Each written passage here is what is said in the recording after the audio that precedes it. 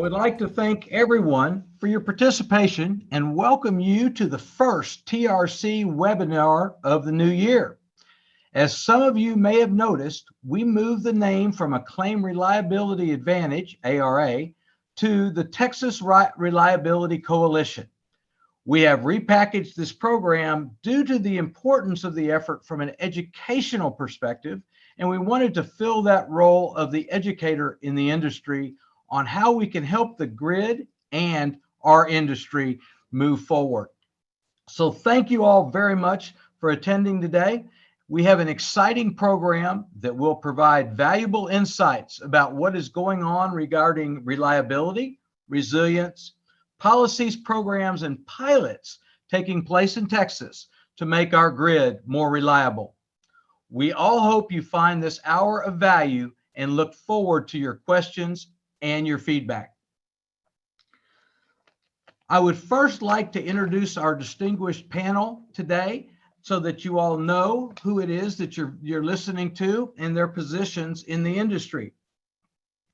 First speaker will be Dimitri Millis. Dimitri is a partner with Norton Rose Fulbright.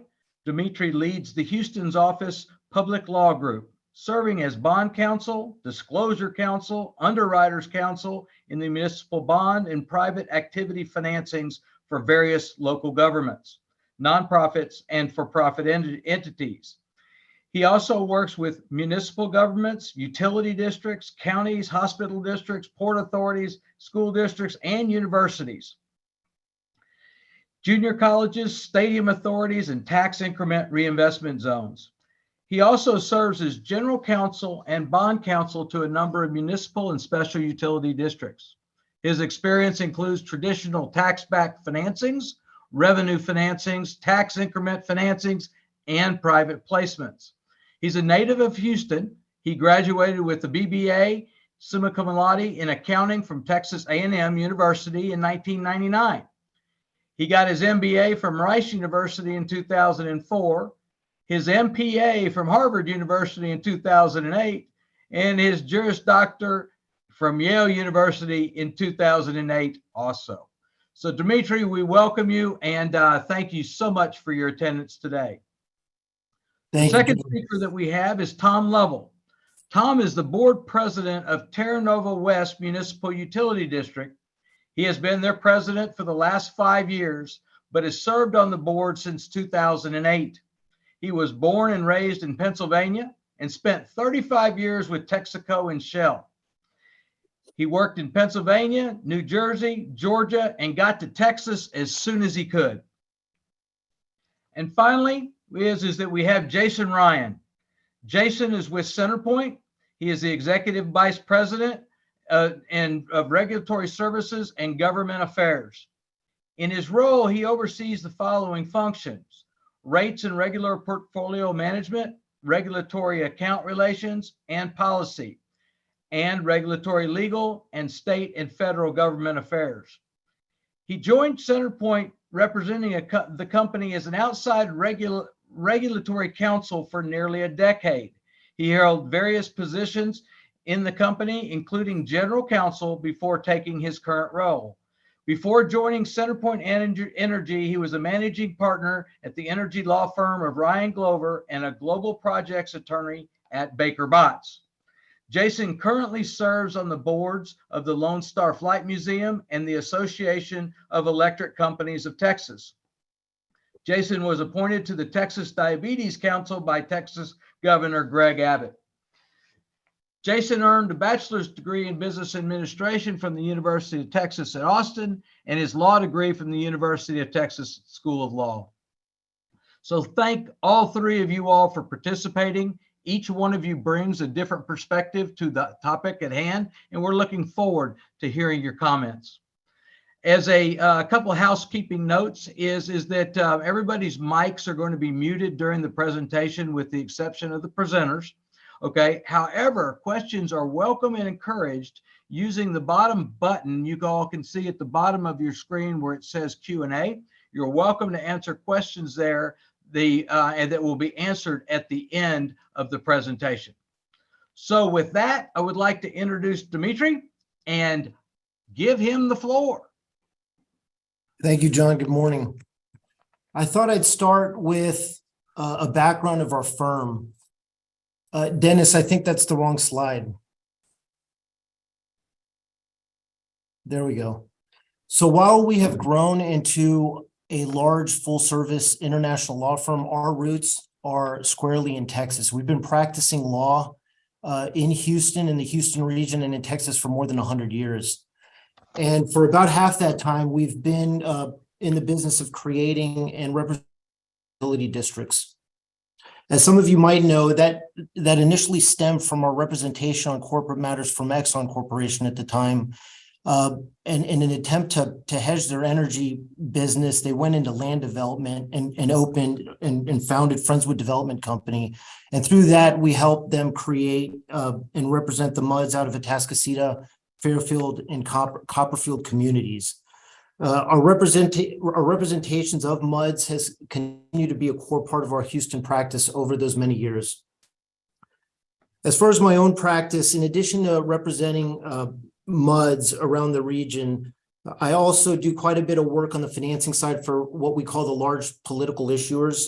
And that includes, and we've done this as part of our core practice in some cases with the city and the county for more than 60 years, but that includes City of Houston, the city and several of their enterprise funds, which include the City of Houston Entertainment and Convention District, the City of Houston Airport System, the City of Houston Combined Utility System, Harris County Hospital District, the Harris County Flood Control District, the Harris County Toll Road Authority, which our lawyers helped create, the University of Houston, the University of St. Thomas. We're bond counsel for the Harris County Houston Sports Authority, which is the governmental entity that financed all of our professional stadiums, the Harris County Industrial Development Corporation, and I also do a bit of port work through the Port of Bay City and Matagorda County. As it says here, we do have a large public finance team in Texas and around the United States.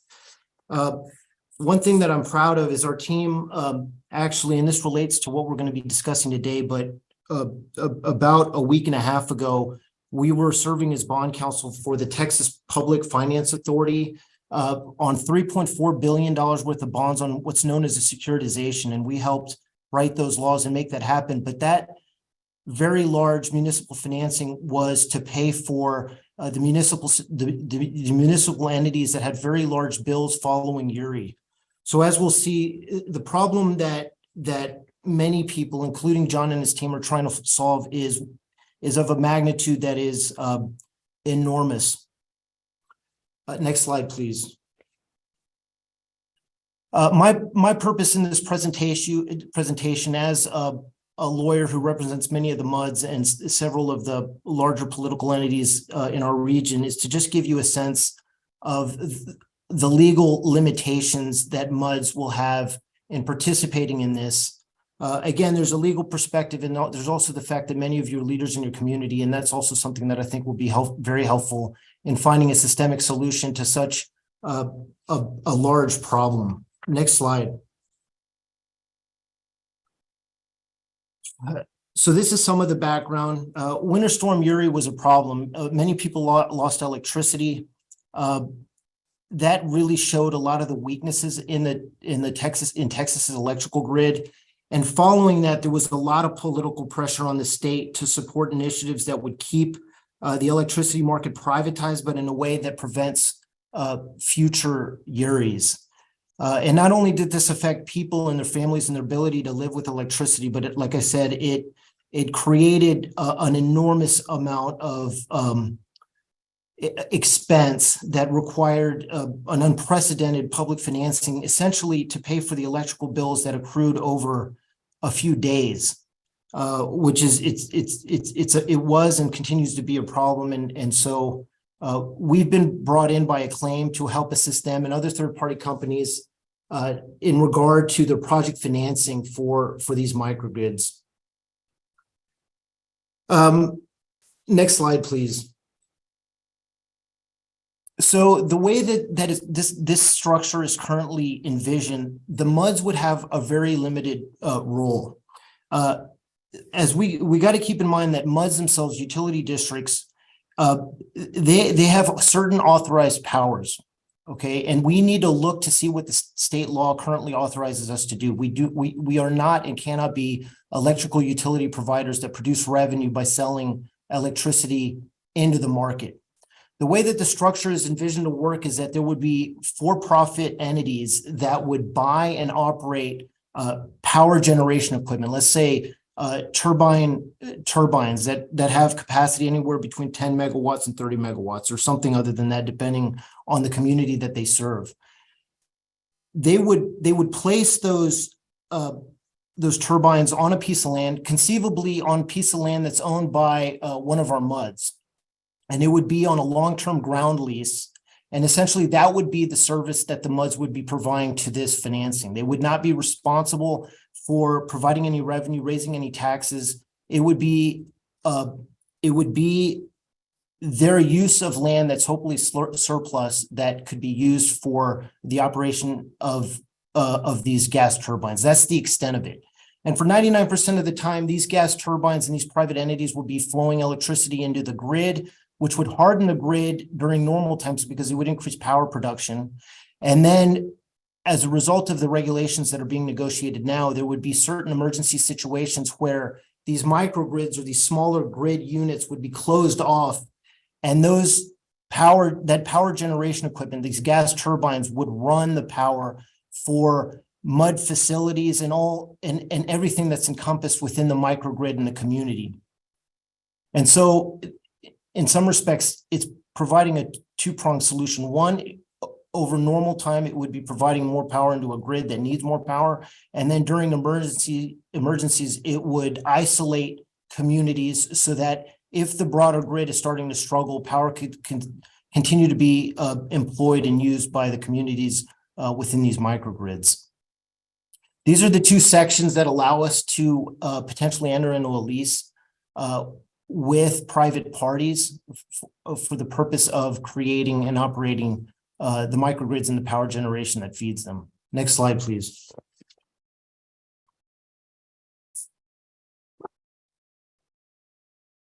I think we might have missed one. Let's see here.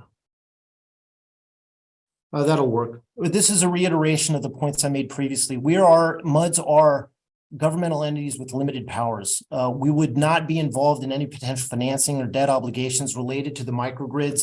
And so our revenue and our tax base would not be supporting the debt service on the debt service or other financing structure that would be used to make these large industrial projects a reality. Next slide, please. So what are your options? As I've mentioned, I think they're limited in some respect to our legal powers. We can provide and enter into and negotiate leases that would allow this equipment to be placed on surplus land that we may or may not, that we may have around, let's say, certain facilities like our wastewater treatment plants or other land that we have that could be used for this purpose. A lot of the details, the thing about very difficult structures like this is the devil is always in the details. So part of this is what John and Centerpoint and many others are working with through the PUC to deal with the regulations. And as a finance lawyer, a lot of the details is going to have to do with how this is all structured to ensure that the credit is decent for the private parties and that there is a market to help capitalize what could be a very large project around the state that in many respects would be unprecedented, especially at the scale. Now, there are complications, and I don't want to get too far into the weeds with this. So many of our MUDs have tax-exempt bonds outstanding. And part of the promise that we make through our tax certificates when we issue tax-exempt debt is that we don't benefit private entities with anything that's financed with those projects. So if we lease out part of our land, and part of that land was financed by taxes and bonds by a MUD or water district, then there's certain tests that we need to make sure that we live by. I'm not a 103 tax lawyer, so this is a very specialized area of bond counsel. We have specialists who deal with this, as does, I'm sure, your bond counsel firm. But as just something to chew on for a little bit. So if there are bonds outstanding that help finance the land to be leased, there's a two-pronged test that would determine whether or not there's too much of the benefit accruing to a private party through these leases. The first test is called the private use test, and the second test is called the private payment test. We would have to fail both of those tests for there to be an issue. On the private use test, if more than 5% of the property financed by a bond issuance is used to the benefit of a private party, that test would not be overcome. And then we'd look to the private payment test. And so if the lease payments to the MUD, if there are any, could not surpass more than 5% of the debt service for the bonds that finance that land. And again, an analysis would have to be done. If both of those prongs fail, there are other mechanisms that could be used to overcome the problem that we could potentially have with the feds, with the IRS. One such would be to defease a certain portion of the outstanding bond series that was used to finance the land that is now being used within for the lease. But again, at the stage that we are at now, a lot of these details will be worked out, but these are some of the considerations that I think we need to keep in mind as we move forward. Thank you, John. Great.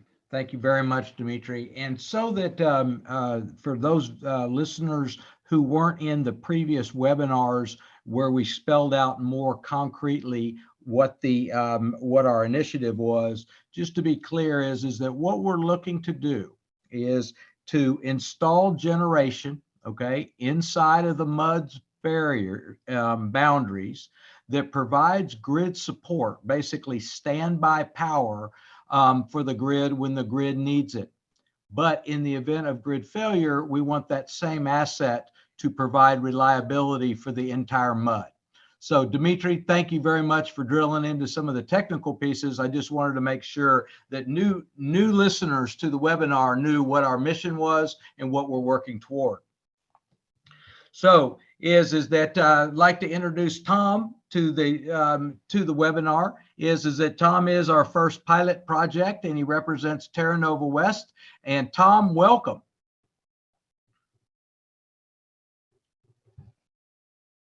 You might be on mute, Tom. Good morning, everyone. As John said, this is Tom Lovell, and I have the good fortune of being on the board of the Terra Nova West Municipal Utility District. For those that aren't familiar with us, we're located in Klein. Our district is on both sides of TC Jester, just south of Loretto and north of Cypress Wood. We are built out. We have 857 residential properties and 9 commercial properties. Again, I've been on the board 15 years, president the last 5. As everyone that's on the call here who is a member of a MUD board understands, our main responsibility is a safe supply of drinking water and proper waste disposal. That's our main priority. But in addition to that,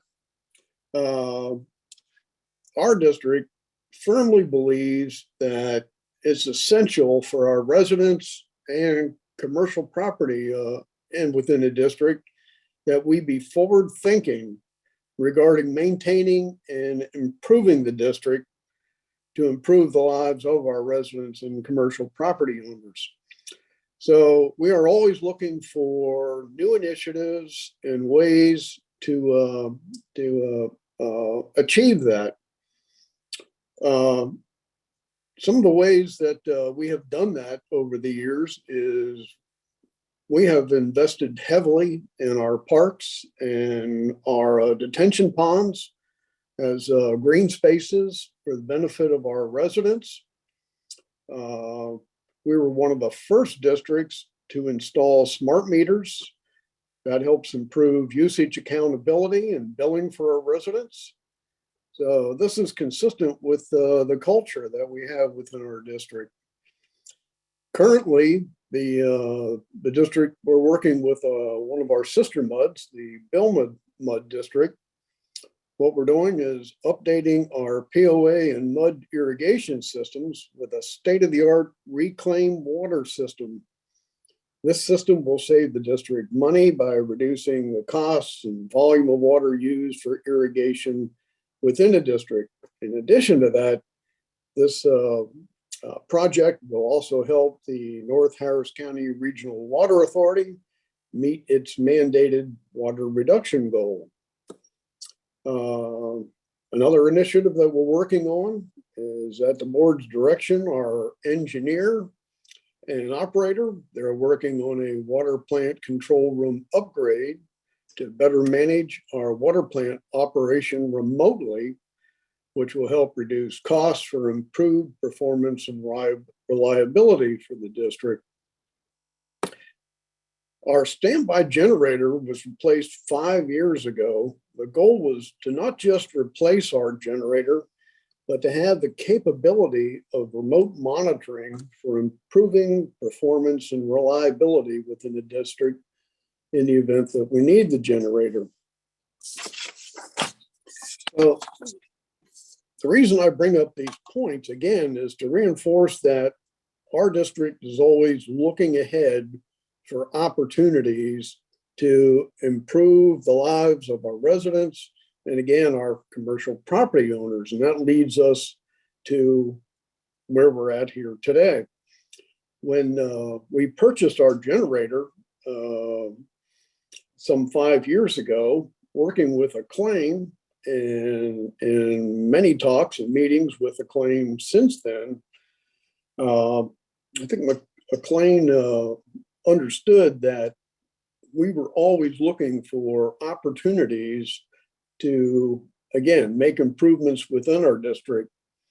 And I believe that that is why recently they approached us about using the generator for this proof of concept pilot program, which would provide power to not only the water plant, but in the case of the pilot, about a dozen homes within the district in the event of a major power outage. And if this is successful, and we believe it will be, this could result in a much larger microgrid to power the entire district in the event of a major power outage without the need for residents to purchase standby home generators or worse, just suffer through the outage until power is restored. Again, that's the kind of forward thinking the board likes to embrace. So for us, it's all about improving the lives, again, of our residents and commercial property owners. Our board is fully united in support of this pilot, and early conversations that the board has had with residents within our community are very, very positive. And we are looking for a successful pilot and eventual rollout to our whole community. I appreciate your time.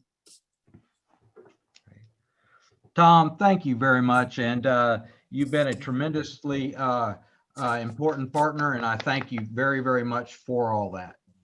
Now is that we have Jason Ryan. Is that Jason is sitting in a hotel room in Austin, Texas, overlooking the Capitol. He was bragging on my phone just a minute ago. So I'd like to introduce my good friend, as well as incredibly effective executive, Jason Ryan. Jason, take it to it. Thanks, John, and good morning, everybody. I thought I'd walk through a couple of parts of history before we roll into what we're doing now to enable innovation like the microgrids that have been talked about so far. Before I do that, I'll just, for those of you not familiar with CenterPoint Energy, we own and operate 13 electric and gas utilities throughout the mid-continent, from Minnesota down to the Gulf Coast. We're based in Houston, and we have the privilege to be the electric utility for the greater Houston area, where we serve almost 3 million homes and businesses in the greater Houston area. So the slide should say CenterPoint Energy's historic role. Sorry, I left the last word out. But we've been around Houston since 1866 and started powering parts of the city in the 1880s. And as we built the electric grid, it wasn't designed with microgrids in mind or with generation on the distribution system in mind. So you see on the graphic there that typically generation is connected to the transmission system, which are the big poles and towers. And they move power from the generation to where the people are. And then we step down the voltage at a substation, and then it connects into the distribution system, which serves your homes and businesses throughout the community. We are now seeing more and more customers wanting to connect power to that distribution system. And like I said, it wasn't designed for that. It was designed for a one-way flow of moving power to your home and business, not taking power from your home or business. Because of that, the distribution system has historically not been as resilient as the transmission system. So you may have outages due to trees falling on a power line. You don't see that very often at all with transmission structures. Those are taller, they're more resilient, they withstand greater wind speed. And that was because that was the primary backbone of moving power to the people. So it's time to start addressing these issues that relate to the distribution system not being designed for generation to be connected to it, because we're seeing that more and more. So if you go to the next slide, one of the first things that we've worked on was to make the distribution system more resilient. Because if we're now going to be relying on those poles and wires to move power, we need to make sure that in the tails of the probability curve, that those poles and wires are able to actually move the power. So what do I mean by that? Some of it is undergrounding the distribution system more than we have in the past, so that things like hurricanes, falling trees, squirrels, don't impact the resiliency of the distribution system. But we can't put everything underground. It's quite costly. So for those poles and wires that need to stay above ground, we are investing in new composite poles to replace the old wooden poles that will withstand 150-mile-an-hour plus winds, so that those poles and wires stay up during hurricanes, for example. So we're making the distribution system more resilient because we're relying on it even more to get the power. We're also leading a task force at the Public Utility Commission to figure out how to connect all of these distributed generation resources on the distribution system and have them actually provide power into the market in an aggregated way. So think of it as a virtual power plant. You see on the graphic there, all the things that might be at your home or your business that can actually put power back onto the grid or reduce power and have the equivalent result on the grid. So we started that process last August, and we went through a 45-day stakeholder process to get this virtual power plant idea off the ground in a pilot. And we achieved that goal. The pilot started on January 3rd of this year. And so now we are seeing the first aggregated virtual power plants putting power back on the distribution grid and actually participating in the ERCOT power market. And importantly, we did that with oversight by the PUC, and we did it without the need to change any laws. So that last part is important, because if we decide as an industry, with our regulators coming along the journey with us, we can figure out how to thread the needle to make innovation work within the current legal framework. And this ADER task force coming up with a way to aggregate resources into a virtual power plant is a good example of that. So if you go to the next slide. So what's next? Now that we know that we can get power onto the distribution system, we're making the distribution system more resilient so that you don't have as many outages, given that we're relying on the distribution system now as the power source. We need to figure out how to create microgrids, the type that we've been talking about so far in this webinar, to help power Texans through grid emergencies. And so similar to what we did with the virtual power plant, we need one of two things to make that happen. We either need legislation to enable this, kind of to force it into being, or we need the PUC to do what they did with the virtual power plants, kind of sponsor a task force to come up with how exactly to thread the needle and come up with a pilot and get off go. I think you could do either one. I think the current legal framework would allow microgrids to operate during grid emergencies. Some of the things that we'd have to work through, as you all know, at your home or business, you have the right to choose who provides your power. So I don't know that a microgrid could operate 24/7 outside of the emergency context and fall within the current legal framework, because then you really are kind of taking choice away from those homes or businesses that are in the microgrid.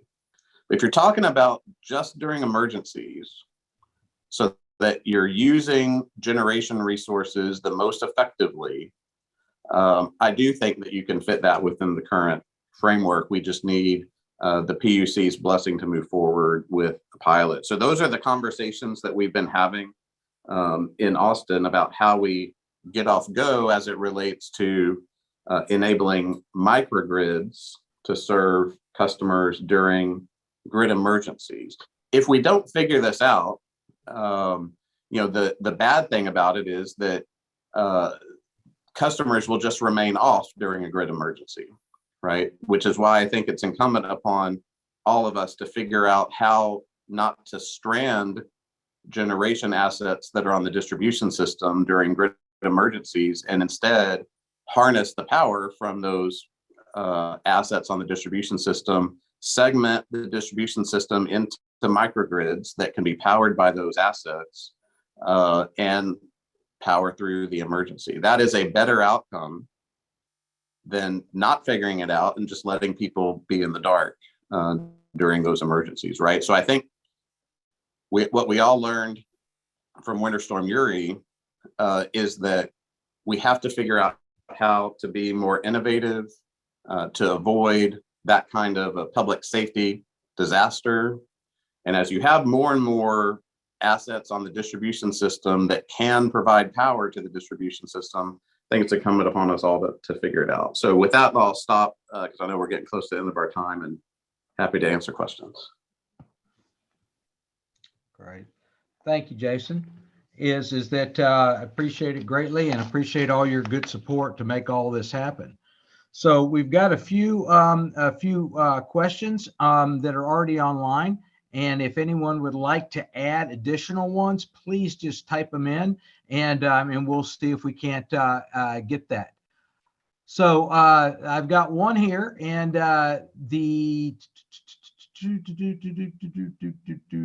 with a lot of question in one thing. So I'm going to go to a simpler one to start us.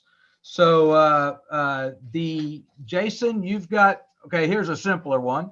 Okay, does CenterPoint see microgrids as important for the Houston area to keep us from experiencing another grid failure? So yes, and I think that, just like there is no silver bullet in life, there's no silver bullet solution to avoiding problems on the grid during extreme situations. So I don't think microgrids are the only answer to how to do better to power through those kinds of emergencies, but it is part of what should be on the menu of solutions, right? So, and like I said, with as many power walls and other kinds of resources that are on the distribution system today, in a grid emergency, if we don't figure out how to use those resources to get a better outcome, I think that's a failure, right? So that's why I think microgrids are an important thing for the state to figure out how to enable, because those assets are on the grid. And if you don't figure it out, those assets can't help. And that's not the right outcome, right? So I think microgrids are a tool that we should have among other tools to help deal with those kinds of emergencies when they happen.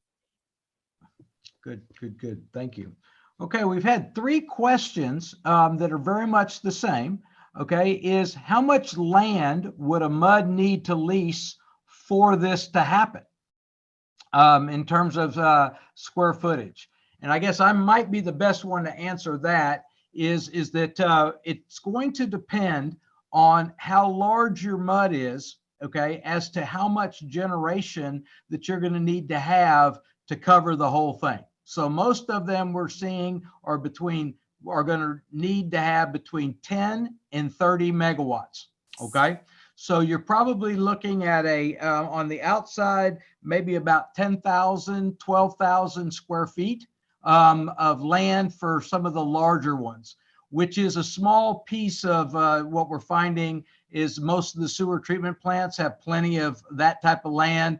Water plants have it. And then there's also other areas that are not in plants in most of the MUDs that we've worked with so far. Okay. All right. Okay. Is that Russell Cosby has asked a question. Is that I'm going to give to Jason, just because Jason, you've lived this very extensively. Is anyone in the program working with the Senate Business and Commerce Committee who just introduced SB 6 relating to the creation of a reserve fleet of natural gas plants as a last resort reserve of electricity? Sure. So there are a number of bills pending that all get to kind of the same conclusion that I just mentioned, in terms of there's not one single answer. And so I do think that the policymakers in the State House are looking for ways to ensure that we have better solutions for when we have tight conditions on the grid. I'd say Senate Bill 6 and a number of the other bills pending are getting more to the Uri type situation, where there were just not enough electrons on the grid to power everybody. And that absolutely needs to be addressed. And microgrids can be part of that solution also. But in another context, take the risk that we see every summer and fall in the greater Houston area, and that's hurricane risk. And we uniquely face that risk on the coast. And microgrids can help be a solution in that context also, when if you remember that first slide I showed you where generation connects to transmission, which goes to distribution, if a hurricane takes out part of that chain, the microgrid could continue to power itself until that infrastructure is restored, which could be, if you think back to Hurricane Ike, could be a number of weeks, right? So a microgrid can be a tool to be used in a number of situations, in addition to the situation that Senate Bill 6 and some of the others are trying to get at. Great. Okay, Dimitri, we've got a question that's got your name on it. Is there any risk that the MUD would be taking on to allow a microgrid to be in the boundaries of the MUD? Yeah, John, and I think I would answer this from two different perspectives. Whenever you have equipment operating on your property and something goes awry, and a liability arises from that accident, then then yes. What we typically do when we have these sort of private-public partnerships is we ensure that the insurance that's provided is adequate, that the mud is an additional insured, that we have proper indemnities that state that if there's any liability that arises from the operation of these assets, that it would go back to the entity owning and operating the facilities. Because as it currently is contemplated, MUDs would not have any financial risk under the financing structure for these industrial projects. The financial risk is limited. But again, this has been done many times with different types of financing structures where public entities were involved. So I think the risk can be addressed and limited. Okay, great. The Jason, I think this one is got your name on it. Is that, and Tom, don't be lonely here. I'll find one that's got your name on it. Is that Jason, on a what is your expectations with regards to being able to get this program going to make this a reality? Yeah, so I think it's when, not if, right? So I do think that the mindset in Austin is to make sure that we are enabling innovation to leave no assets unused during emergencies, right? And that's a different mindset than what existed prior to the winter storm from 3 Februaries ago. So I do believe it will become a reality. I can't tell you exactly the timeline other than conversations are continuing to move it forward. And I think when it happens, it will happen rather quickly, just like it did with the virtual power plant task force. We were given, once the commission decided they wanted to do it, I was given 45 days to figure out how to make it work and get it off the ground and get the program approved. And we hit that 45-day mark. So I believe that microgrids will move similarly quickly as soon as we get it off go. So, and I do think it will happen. I just can't tell you which month it's going to be. Well, I know that you're pushing very hard to make that happen, and we all thank you very much. One question that seems to be coming up continuously, I do not have an answer for, and that is, what would be the billing, okay, for the electricity during an event, during an emergency event to all the people on the microgrid? That is a question that we are wrestling with. We do not have an answer yet. The goal is to get all these things crystallized here in fairly short order, but I don't have that one because that's the big key in terms of how it is that we deal with people's contracts and the fact that they still have meters and that the microgrid is going to be providing the electricity. So we will have to get back with you with regards to that question to the 4 people that have already put it online. So we'll have to do that. Okay, so we are at the end of our time. The one question that I do want to answer before we take a close up for the day is that the slides will be available to everybody that attended today and any of the folks that signed up that didn't make it. So you will have that. Please know that this is the goal here is education. Okay. The idea that we have is that we want to be kind of the thought leaders in terms of breaking down the barriers to making this happen. So everyone is welcome to reach out to our office, to any of the people that are on the deck, and ask any questions. There are no secrets with regards to this, and we just appreciate everybody's interest and their support, and we're looking forward to making this a reality in the Texas mud market. Thank you very much for everybody participating today, and I wish you all a very, very wonderful weekend. Thank you.